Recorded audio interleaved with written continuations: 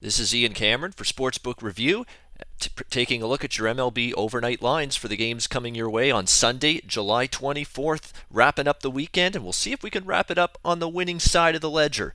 There's one game that really sticks out to me, and we're going to talk about it right now. I'm going to look at the LA Angels Houston Astros matchup taking place on Sunday, and if you'll remember, earlier this week on our MLB overnight line segment, I recommended the over in Tim Lincecum's last start for the LA Angels, an easy over the total winner facing the Texas Rangers. That took place earlier this week. That game flew over the total with relative ease. I think this game's got over the total potential as well with Lincecum on the mound. Let's be honest, it's been a struggle for a guy that really is nothing more than a reclamation project here for the LA Angels. They took a shot on him.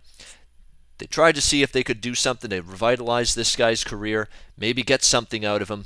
Well, they've gotten something out of him, and it hasn't been good. It's been trash so far. They've gotten some garbage from Tim Lincecum so far, especially in his last 5 starts. It's really been a struggle for him. He's allowed 22 runs in his last 22.2 innings over those last 5 starts.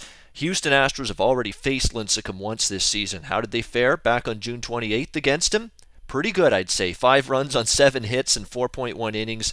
Lincecum's only reached 6 completed innings once in his 6 starts with the LA Angels. So that means we're probably going to be seeing the LA Angels middle relief of their bullpen in action here, and that's not a very reliable group by any stretch. So the Houston Astros against Lincecum and that bullpen should have plenty of opportunities to cash in and score some runs in this game. But on the flip side, not exactly buying into what I'm seeing from Mike Fiers right now for the Houston Astros. He's really hit the wall over his last 2 starts. He's allowed 10 runs on 10 hits and 7 innings of work over his last 2 starts against Seattle and Oakland.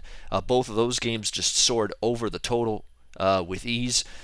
Fiers got really hammered by this LA Angels lineup earlier this season in his one and only start against them earlier here in 2016.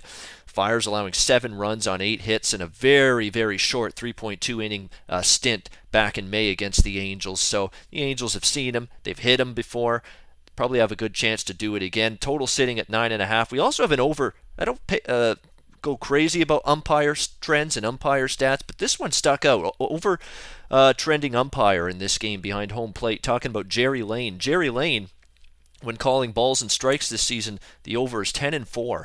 In those 14 home plate umpiring appearances for Jerry Lane. So maybe a guy that's a little bit favorable to hitters when calling balls and strikes. So over the total, 9.5. That's the way I'm going to go with this game, Angels and Astros on Sunday, July 24th.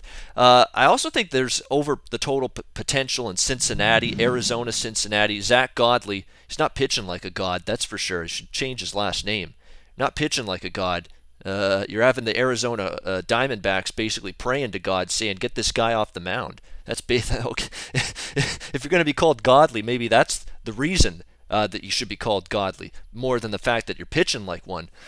And Godley hasn't been good. I mean, Godley to me is not a starting rotation caliber pitcher for this Arizona Diamondbacks team.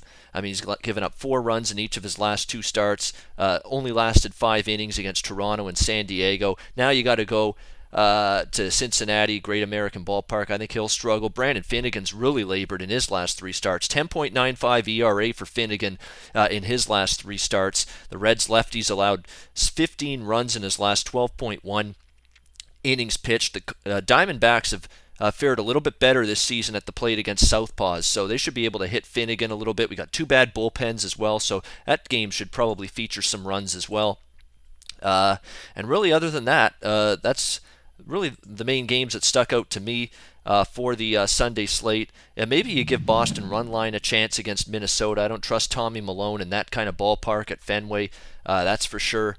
To be able to shut down the Boston Red Sox and their vaunted lineup in that game. You know, very interesting pitching matchup. Velasquez and Jamison Tyone, Philly Pitt. But priced about right in that game. So as I go down it, and I'm tempted by Milwaukee. I've been very, very pro Junior Guerra, but I do see signs of him regressing the last couple starts. He's really labored. So even though the price is tempting on Milwaukee with Junior Guerra on the mound against John Lester and the Cubs, going to stay off that one, although I would lean Milwaukee at the underdog price in that game. All right, that's going to wrap it up for me, my look at MLB overnight lines for the games on Sunday, July 24th. I'm sports handicapper Ian Cameron for Sportsbook Review. Always on the go?